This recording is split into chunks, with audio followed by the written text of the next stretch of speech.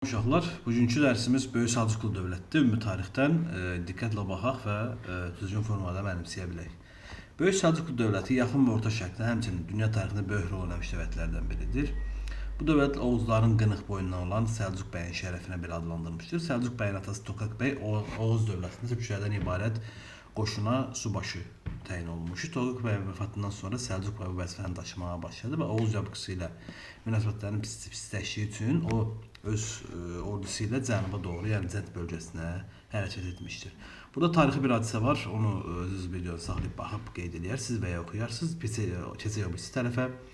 Səlcuq bəyin fəaliyyəti dövrü Oğuz Yalquçi ilə münasibətlərin pisləşdiyi üçün Səlcuq bəy ətrafında Oğuz tayfaları cənuba 935-ci il mayında İslam ölkəsinə Aralgölünə doğru köç edərək 962-ci ildə gəlmiş və Cənd bölgəsində yerləşmişdi. Daha sonra köçün digər səbəbi isə otlaq çaşmamazlığı və yer azlığı olmuşdu. Bundan əlavə biz deyə bilərik ki, Oğuzlarla birlikdə İslam dinini qəbul edərək müsəlman olmuş və müsəlman olduqdan sonra Oğuzlar türkmən adlanmağa başlamışlar. Səlcuq bəyin İslamı qəbul etməsinin nəticələri Oğuz türkləri həmin bölgədə nüfuzları artdı. Digər türk müsəlman tayfalarının Səlcuq bəy ətrafında cəmləşməsinə və birləşməsinə şərait yaratdı və Oğuz dövlətinə qarşı mübarizədə Səlcuq bəyin işini asanlaşdırırdı. Daha sonra Çağrı və Toğrul bəy fəaliyyət dövrlərinə baxaq. Səlcuq bəyin vəfatından sonra mübarizəni davam etdirən varisləri Səlcuqlar adlandırdılar. Mübarizədə fərqlənən Səlcuq bəyin nəvələri Çağrı və Toğrul bəy qardaşlarla onun sağlığında idarəçi təcrübəsinə yiyələnmişdilər. Qaraxanlı və Qəznəvi hökmdarları Çağrı və Toğrul bəy rəhbəri ilə Səlcuqlara qarşı mübarizə aparırdılar.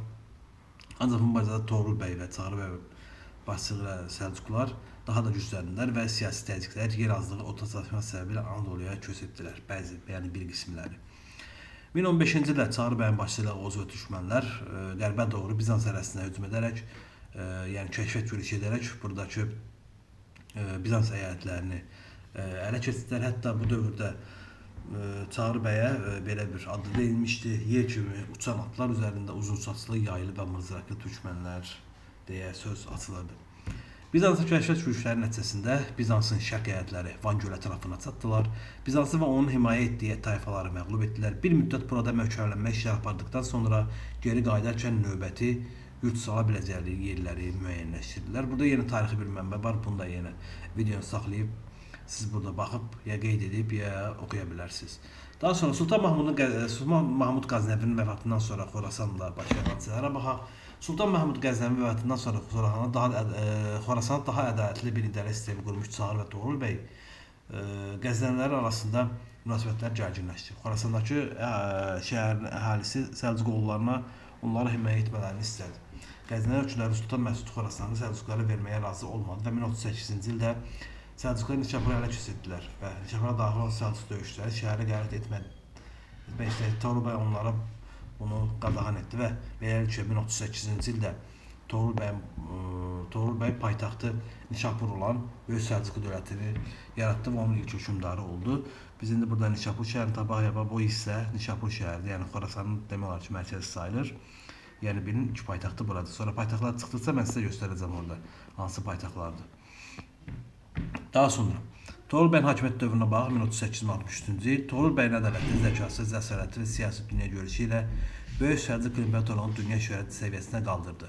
O işlə və dini dövlətdən ayrılmış, qardaşı Çağrı bəy və oğulları ilə birlikdə İslam dünyasına Əməvi və Abbasilər, sonrasında yeni bir İslam dünyasında Əməvilər və Abbasilərdən sonra yeni bir Türk İslam əsrinin əsasını qoymuşdur. Səlcuqlar İslami icraat məfkərəsini tam mənasıyla həyata keçirdərək yaxın şərqi fəth edib xilafəti öz himayələri altına aldılar və İslam dünyasının ağası oldular.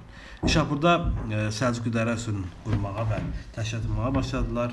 Hakimiyyət bütün Xorasana bir neçə xarici ölkəyə qəbul etdirdilər. Abbasi xəlifəsinin elçi göndəri hakimiyyətini tanıdı və 1040-cı ildə mayın 23-də baş verən 3 gün davam edən Mərv yaxınlıqdan Nənəkan döyüşü nəticəsində Səlcuqlar sayca üstün olan Sultan Məsudun ordusunu məğlub etdi və bütün Xorasan Səlcuqlu hakimiyyəti altına düşdü. Səlcuqların Mərkəzi Asiyada mövqeyi möhkəmləndi və mərkəzi Səlcuqlar üçün Azərbaycan, İran və İraqa gedən yollar açıldı. Dandanacan haqqında qısa məlumat verilib, onu da saxlayıb baxa bilərsiniz. Biz baxaq bu mövzulara. Döyüşdən az sonra Səlcuqlar çağırdığı məğlubları Dandanakan döyüşünə qələbə edir. Sultan Toğrul bəy sultan elan olundu. Toğrul bəy yaradılan dövlətin bütün məsuliyyətini Səlcuq nəsli üzərə düşdüyünü elan etdi. Daha sonra Dandanakan ərazisi də buradır. Mərv yaxınlığı Dandanakan ərazisi diqqətlə baxın. Bu hissədir. Daha sonra baxaq 1043-cü ildə Səlcuq dövlətinin paytaxtının köçürülməsi var. 1043-cü ildə yəni Səlcuq dövlətinin paytaxtı Nişapurdan Reyə köçürülür. Bu köçürmə əsas məqsəd dövlətin mərkəzinə daha da səmərəli idarə edilməsi idi. Daha sonra Rey şəhəri də buradır. Tam bura. Deməli biz bir də bildik Nişapur, yəni Xorasan mərkəzi, Dandanakan, Mərv, Rey. İndi bir də o birisi paytaxtın neçəsində göstərəcəm sizə. Amma burada qeyd olunmayıb, təxminən bu hissələrdədir. Bu hissələrdə.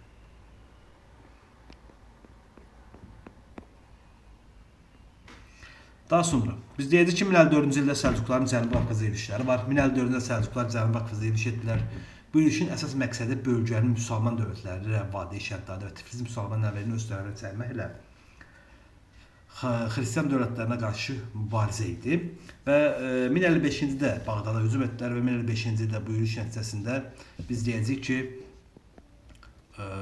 Bağdad şəhəri ələ keçirilir və Abbas xəlifəsinin mənəvi nüfuzunu gücləndirmək üçün, yəni onun xəlifəliyini saxlayırlar, ancaq üstünlük olaraq yenə Səlcuqlarda qalır və Abbas xəlifəsi də Sultan 1. Toğrulu şərqin qərbin hökmdarı elan edir və onun uğurlarını tanıyır.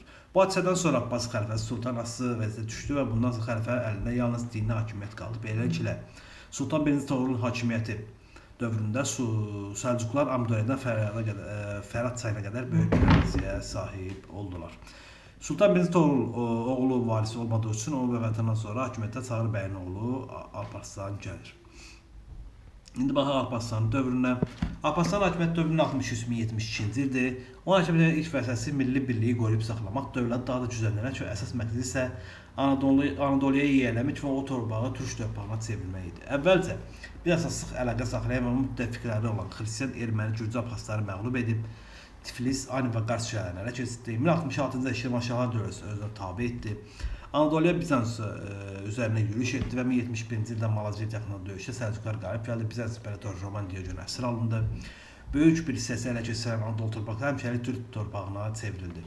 Döyüşdən sonra Bizansa imzalanan müqaviləyə görə Bizans Şərqi Anadolunu Səlcuqlara verərək onu Türk torpağı kimi qəbul etdi. Hər il Səlcuqlara vergi ödəməyə lazım olsa hərbi yardım göstərməli idi.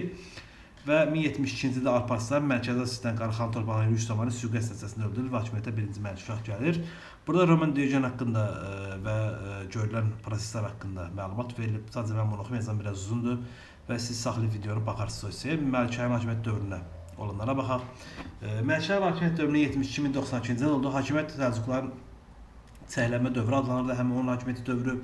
Atası Alparslan vəzir Nizami Mülk onun yaxın köməkçisi oldu.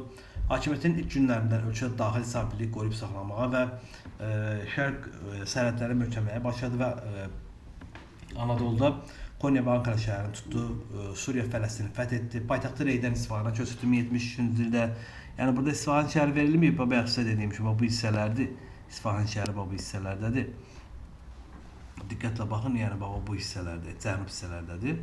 Xəritədə düşsə, yəni çaşmayın. İsfahana köçdü 1073-cü ildə Qaraxan dövlətini yürüş edərək onlara məğlub etdi, asfiyyə saldı və vergi verməyə məcbur etdi.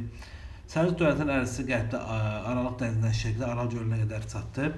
Hərbi islahatlar nəticəsində tayfa prinsipinə əsaslanan qeyri-nizami qoşun əvəzinə nizami ordu yaradıldı.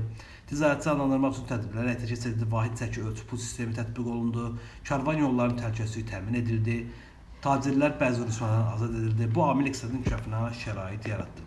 Burada qeyd var, Səlcuqlu, yəni Səlcuq Sultanlığı sərhədlərində yerləşən torpaqlar Uc torpaqları adlanırdı və sahibi isə Ucbəyi adlanırdı. Ölkədə ilk torpaq mülkiyyəti geniş yayılmışdı hətta. 1092-ci ildə ölümündən sonra Məlikşahın tədricən tənəzzül etməyə başlayan Səlcuqda aşağıdakı amillər daha da zəiflədi. Tabe olmuş xalqların üsyanları, hakimiyyət uğrunda başlayan saray çəkişmələr, ara müharibələri buna misaldır. Bundan əlavə Biz deyəcəyik birinci Xaçlı yürüşü, yəni bu hissələrdə baş verib birinci Xaçlı yürüşü 1096 və 1099-da sultanlığa böyüslər və burada Xaçlar Suriya və Fələstin dəniz sahil ərazilərini, Qüdsü, Aralıq dəniz sahillərini, bəzi əraziləri itirdilər. Sonra biz gələcəyik Sultan Səncərin hakimiyyəti dövrünə. Bax, Sultan Səncərin hakimiyyəti dövrünə diqqətlə baxaq. Burada xəritədə göstərəcəm onu mən sizə. Sultan Səncərin hakimiyyəti dövründə 1118 və 1157-ci Qaraxana və Qəznəvi dövlətlərinə qarşı uğurlu hərbi əməliyyatlar aparıldı. Lakin Monqol əsirli Qaracıtaylara məğlub olundu və Mavərənnəhr, yəni bu hissələri Mavərənnəhr və bu hissələri Qaracıtaylar ələ keçirdir. Bu hissələri Qaracıtaylar ələ keçirdir və Qaracıtayların əlinə keçirilən torpaqlar. Daha sonra biz deyəcəyik ki, qeyri-müsəlman tayfaları Səncərin məğlubiyyəti müsəlmanlar arasında nüfuzunu aşağı saldı və bir çox əraziləri itirdi. Dövlətin ərazisi iki yerə bölündü. Yəni biz diqqətlə baxacağıq ki, elə Sultan Səncərin bu məğlubiyyətindən sonra ölkə ərazisi təqribən və belə iki hissəyə bölünür. Bir hissəsi Səncərin hakimiyyəti altında tam idarə olunur. O birisi də, yəni biz birazdan görəcəyik ki, yəni Səlcuqlu nəslindən olan şəxslər tərəfindən idarə olunmağa başlayacaq. Yəni iki hissəyə bölünür. Daha sonra biz deyəcəyik tamamilə süquta uğrayacaq. Və 1157-ci ildə Sultan Səncərin vəfatı ilə Böyük Səlcuqlu sultanlığı süqut etdi. Onun mirası üzərində yeni türk dövlətləri salındı. Buna xarici silahları biz göstərə bilərik. Kirman Səlcuqluları, Suriya Səlcuqluları, İraq Səlcuqluları, Azərbaycan Atabəylər dövləti, məsələn Eldənizlər dövləti, Kiçik Asiyada Anadolu Səlcuqlu sultanlığı və bir sıra əmirlikləri biz ona misal göstərə bilərik. Bunlar isə növbəti dərslərimizdə açıq-aydın görünəcək. Dərsimiz bu qədərdir. Bacardığımız qədər, yəni xəritə üzərində də göstərdim sizə. Hələ ki, sizə ərazilər də var, bunlardır. Hamısı, məsələn, Ankaradır, Konyadır, Şamdır, Qüdsdür, daha sonra Məkkə, Mədinə, Musul, Təbriz, Malazgirt ərazisidir. O Malazgirt döyüşü burada baş verib. Şirvan ərazisini 1066-cı ildə burada hələ keçirdi. Daha sonra biz dedik ki, Dandanakan döyüşü burada baş verib.